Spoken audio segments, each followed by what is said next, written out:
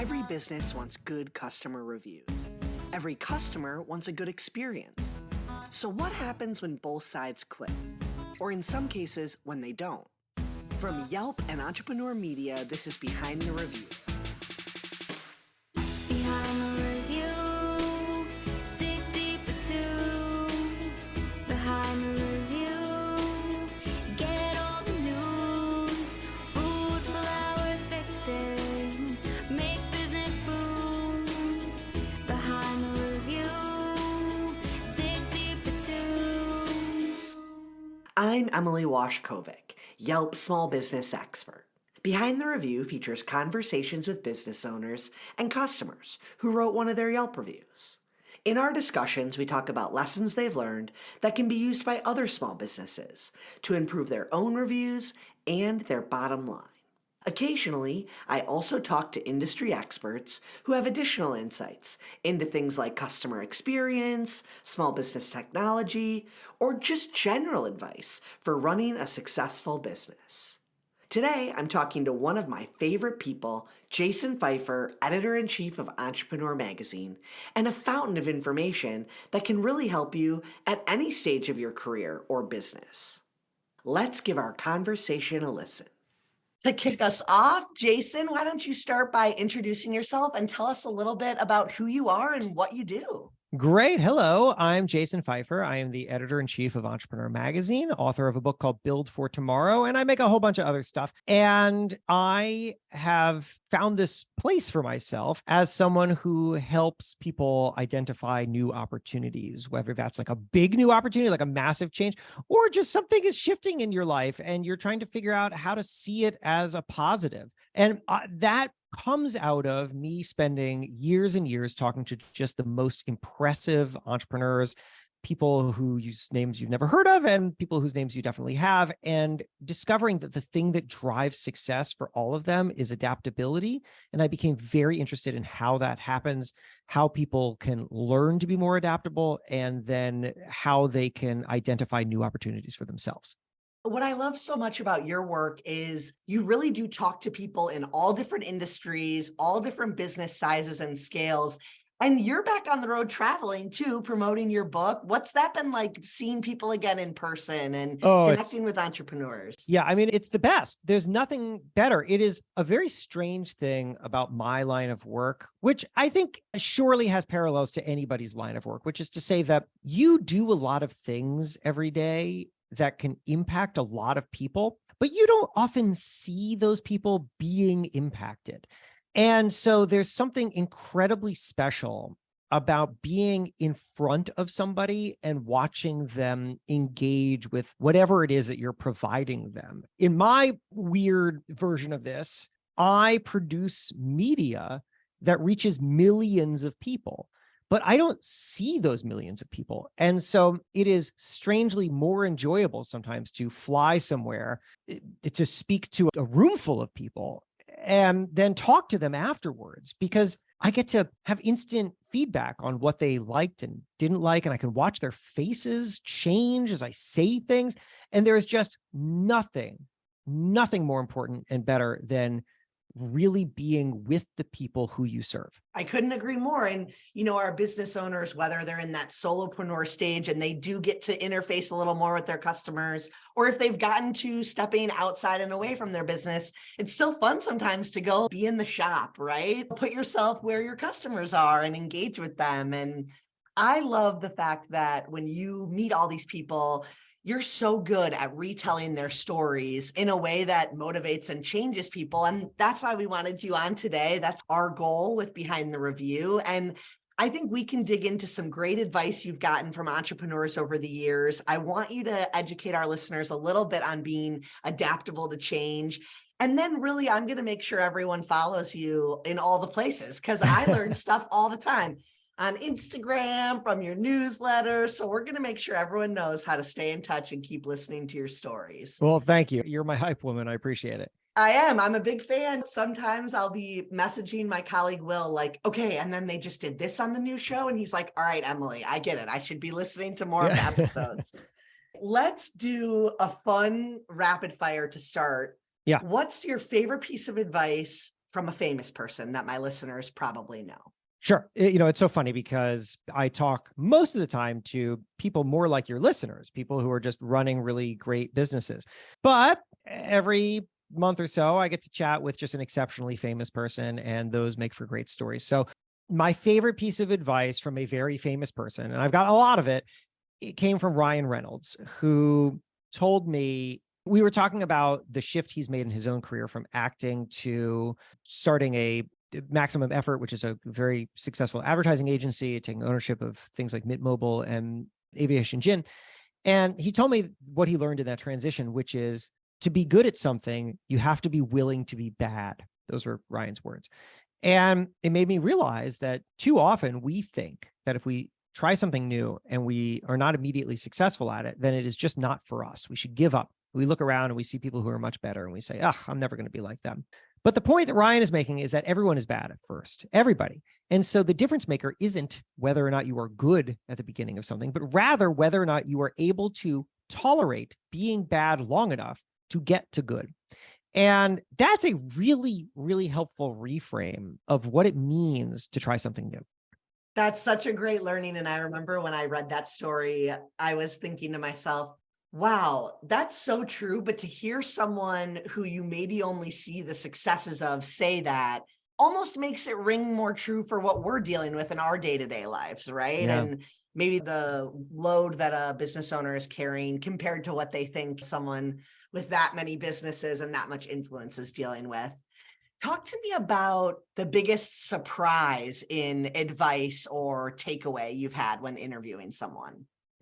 Well, the most surprising piece of advice anyone gave me didn't come out of an interview. It was just a conversation that I had very early in my career, which was that I started as a community newspaper reporter. So I was just writing local newspaper in North Central Massachusetts. And I had this habit, which was that if I was talking with, let's say, the local mayor, and the local mayor is telling me that the city just put out an RFP for something, I would write in my notebook, RFP, and I would circle it and I would write a question mark. And that was so that I could go back to the office later and try to figure out what he was talking about.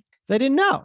And RFP, by the way, is request for proposal. And this was because I was afraid of revealing that I didn't know what he was talking about, because here I am trying to be this professional, absorbing and repeating information that he's saying into the public. I'm supposed to be a filter for the public. And if I don't know what he's talking about, then how can he possibly trust me to tell me anything? And so I was hiding this. But then I was talking to an older reporter, George, and George told me, don't be afraid to ask what you think are dumb questions, because first of all, someone would much rather you get it right than guess and get it wrong. They want to be helpful. If you don't know what an RFP is, they want to explain it. Also, asking these kinds of questions shows your thoroughness, that you're not going to let something go by because you don't understand it. And that's a value. That doesn't make you look stupid. That makes you look smart. And then also, frankly, if you ask really simple questions of things that people spend a lot of time with, they like it because you're engaging at a deep level with something that they care about. Not a lot of people care about RFPs, but if you're the mayor, you probably have a lot of thoughts on them. And so being asked about it is not really a bad thing. And this is something that I've just learned throughout my career. And I took that to heart, and I do always ask the dumb questions now. And I've also just found that often the things that I thought were a detriment could be an asset if only seen a little differently.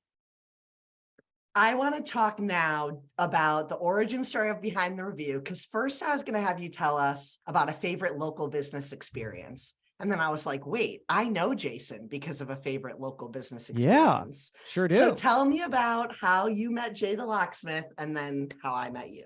So this was a few years ago, so you may have to fill in some details if I forget. But so Entrepreneur, fun fact, doesn't have an office anymore. We went fully remote. But pre-pandemic, we did. We had an office in Midtown Manhattan. And so one day I show up at the office, and I had an office like with a door and a couch and stuff. I went to open the door to my office and I couldn't get in. And it had been locked. It was the first time that had ever happened.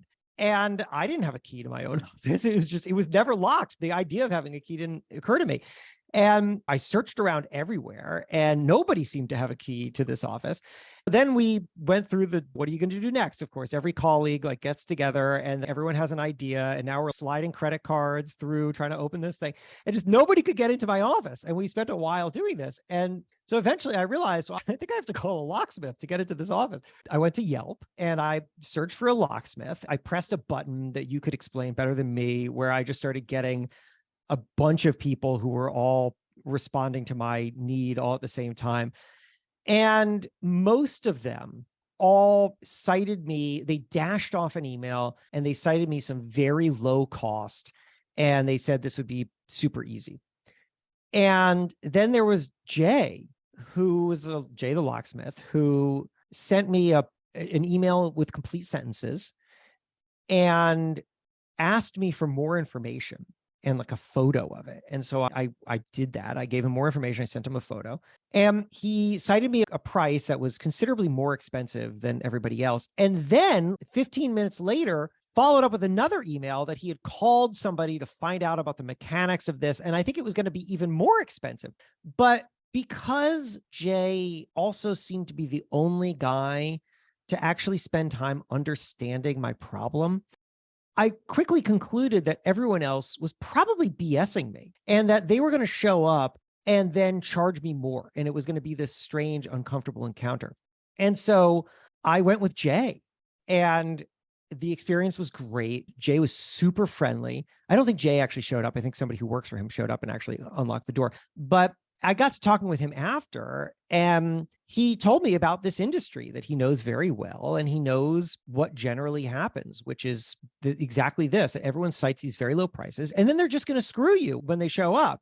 And that he has always maintained that honesty, even if it's slower and even if it looks more expensive at the start, even though I would bet that in the end, I probably paid Jay less money than I might have had to pay some of these other people. That was the path forward, because that was about trust, and trust drives referrals, and it drives very good reviews on Yelp.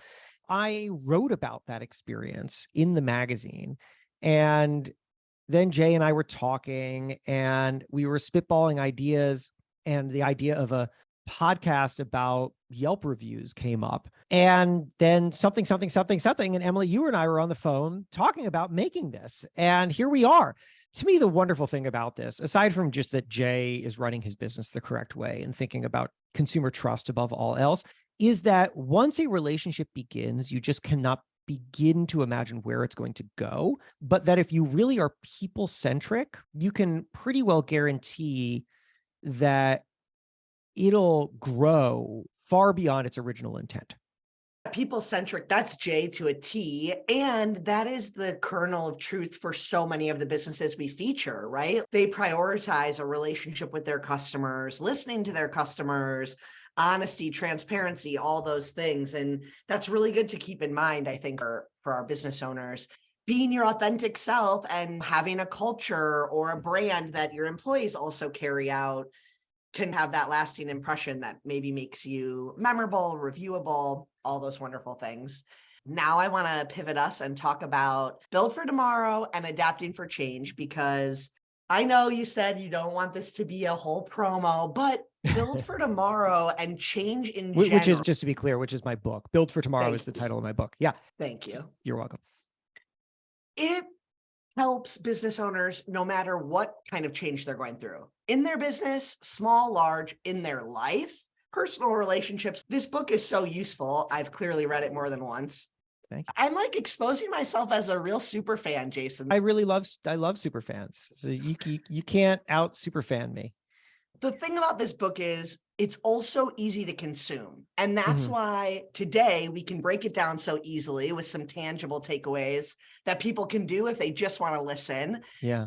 But also it's the kind of book you could read for 10 or 15 minutes in the morning with your coffee and really take some stuff away. So I'm a big proponent of the book, but start with setting the stage for our listeners and really normalizing why change is hard for us, and then break down those 4 phases that you see all change encompassing. Sure. So look, couldn't be more timely of a subject, obviously, because everyone's business and lives are going through this constant cycle of change. It's not like things were ever permanent before the pandemic, but it certainly feels like ever since we've just been swinging back and forth from one unexpected situation to the next.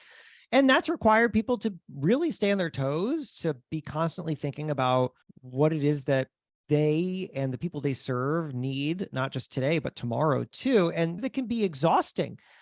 And to normalize it, let's just be clear that your instinct, I know, because it's mine, it's everybody's, is to equate change with loss.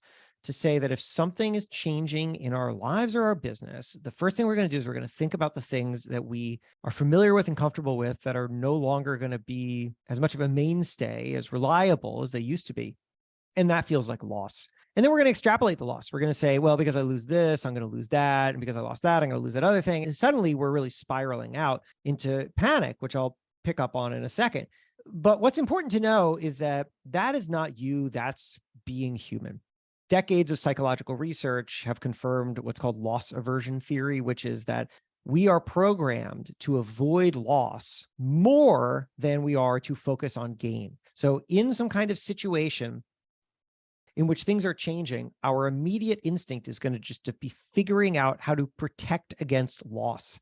And that's fine. Loss is bad. We don't want loss. But we also have to understand that if that is our instinct, we should recognize it and then do the thing that is actually going to drive growth for us, which often may not be protecting loss. We spend so much energy debating whether or not something should happen when it has already happened. It's not a good use of energy.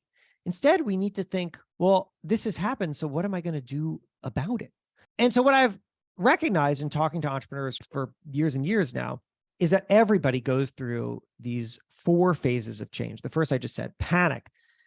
And then you get to adaptation, or you start to look at what is available to you, new normal, where you build a new foundation, you have some new familiarity, and then wouldn't go back. This moment where I say, I have something so new and valuable that I wouldn't want to go back to a time before I had it. The starting point there in panic, I think, and what I found is, it's just to be clear, everybody goes through that. Everybody. Doesn't matter how successful you are. But some people, the panic won't be as visible. And the reason for that is because they're using that panic to propel them forward, to think, oh no, what am I missing? What is changing? What do I have to be on top of? Where there's other people are using that panic to say, oh no, I need to cling tightly to the thing that came before.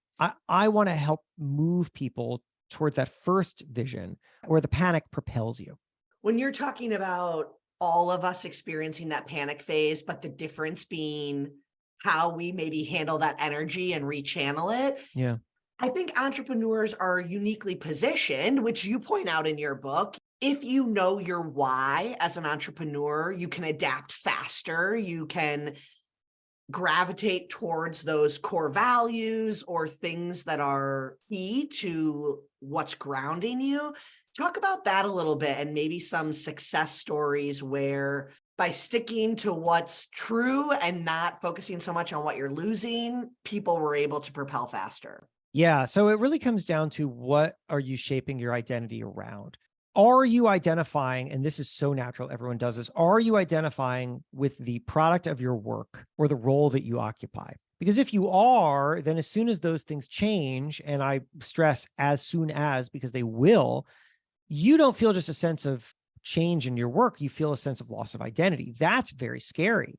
It's the difference between me saying I'm a magazine editor, for example, which is me identifying with the tasks and the role, or something else.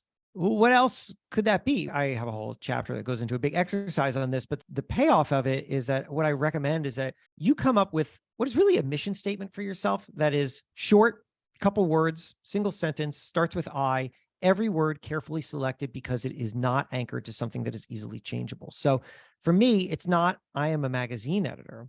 It is, I tell stories in my own voice. Why? Well, because consider it. I don't own Entrepreneur Magazine. It's not my business. I could get a call at any time from my boss who has my phone number. He could fire me. And that means that I'm one phone call away from losing my identity, if my identity is I'm a magazine editor. But I tell stories in my own voice.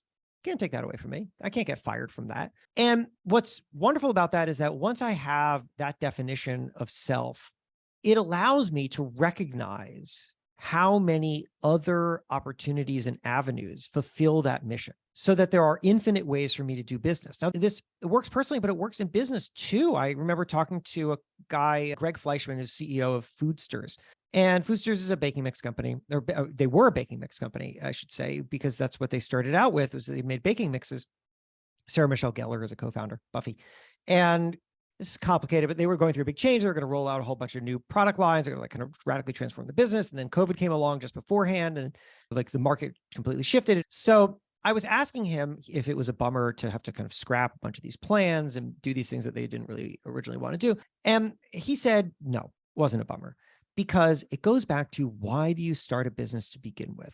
And our mission, I'm just quoting him directly because I remember these words. He says, our mission is to bring joy to people with upgraded sweet baked goods. That's what it's all about.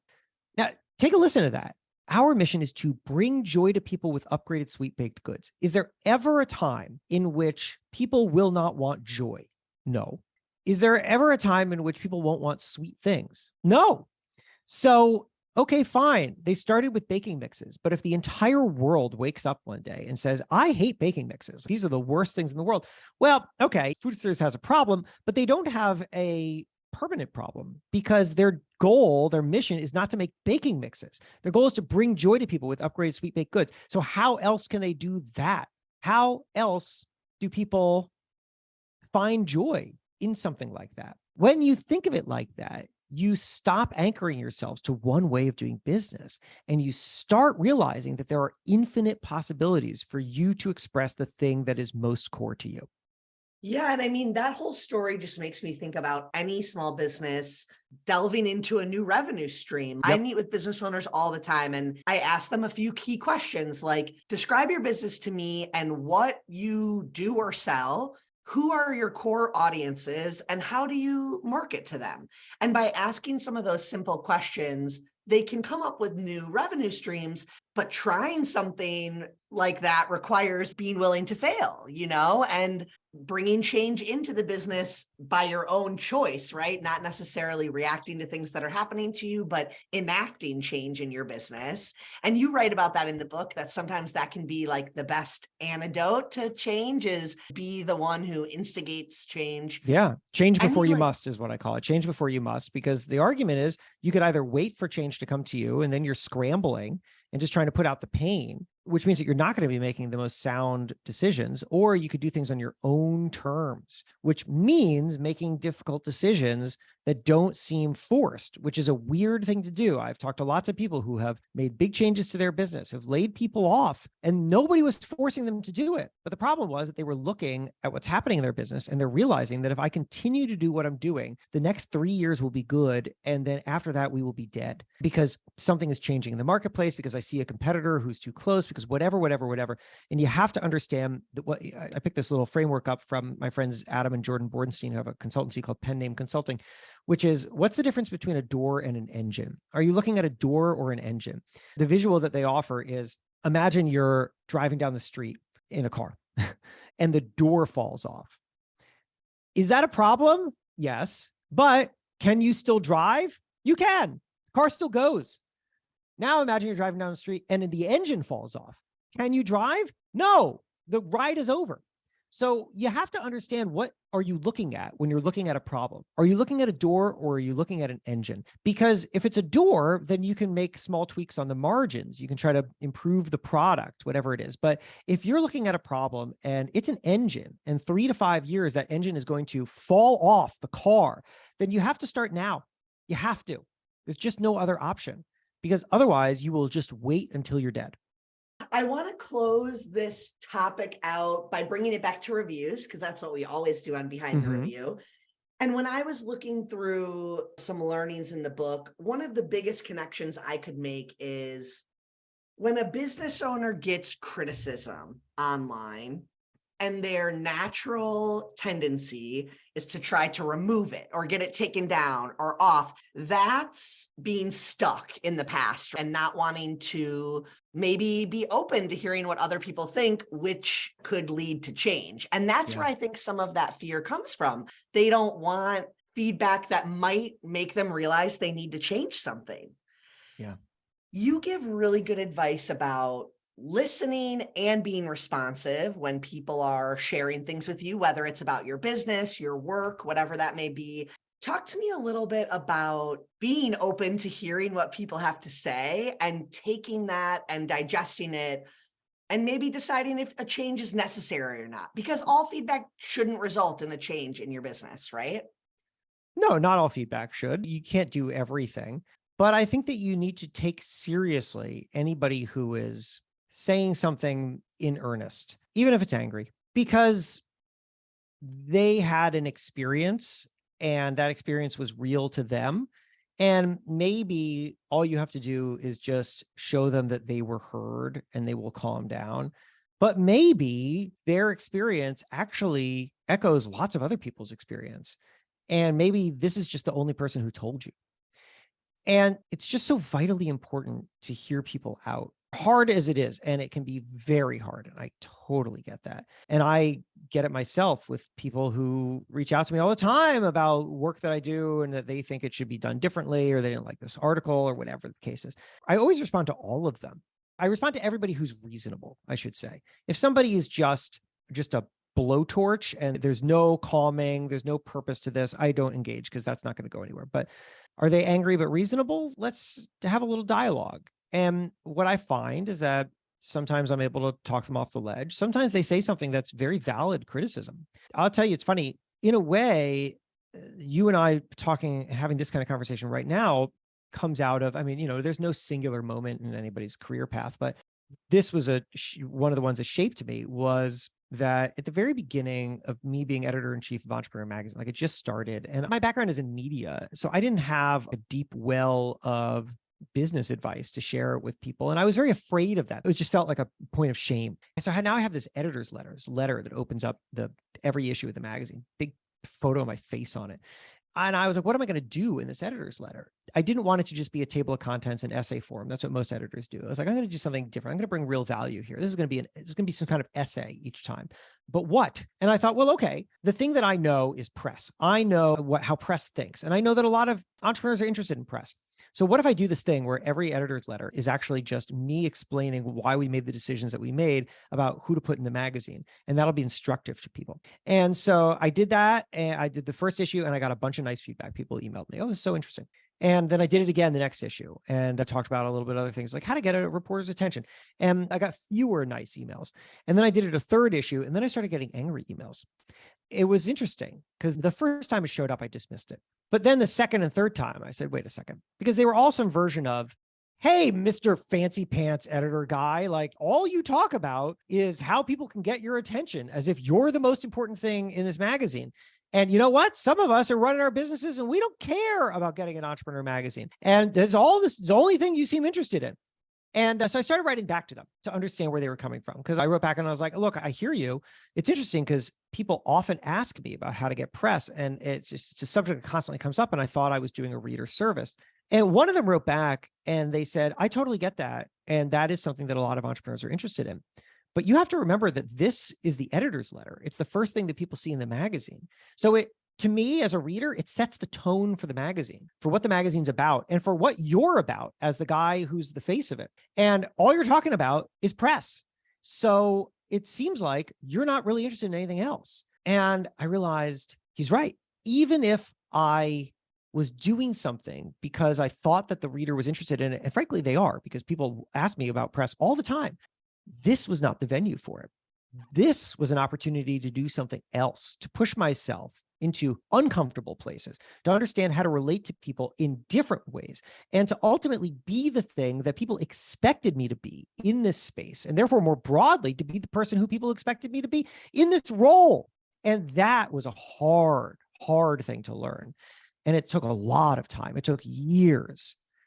The result is basically the kind of thing that you hear in this conversation right now, is me having absorbed these ways of thinking about entrepreneurs and figuring out my place in it.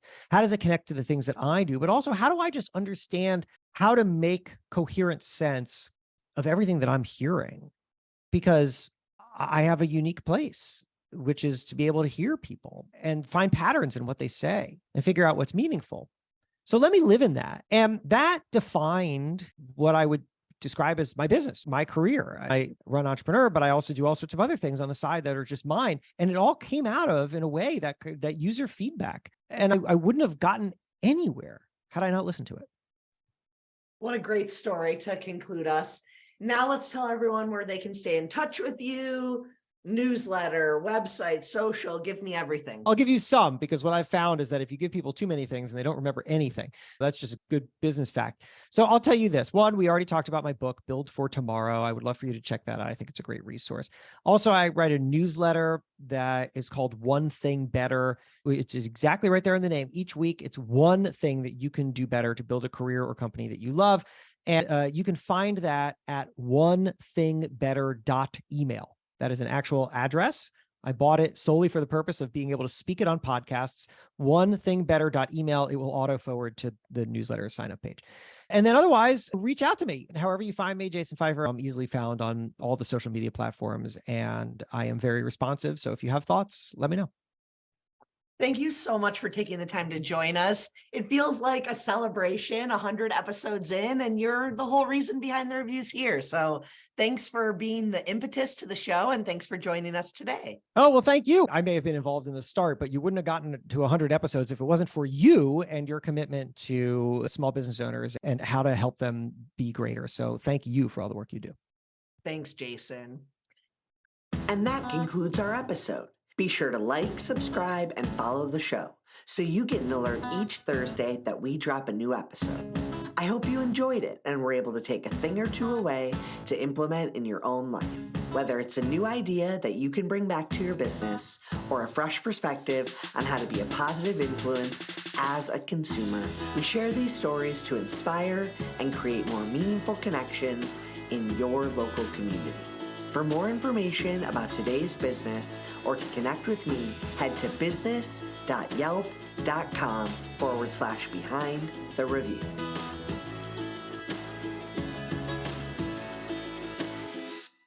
This episode featured a conversation with Jason Feifer, editor-in-chief of Entrepreneur Magazine, author of the book Build for Tomorrow, and host of multiple podcasts, my favorite being Help Wanted and Problem Solvers.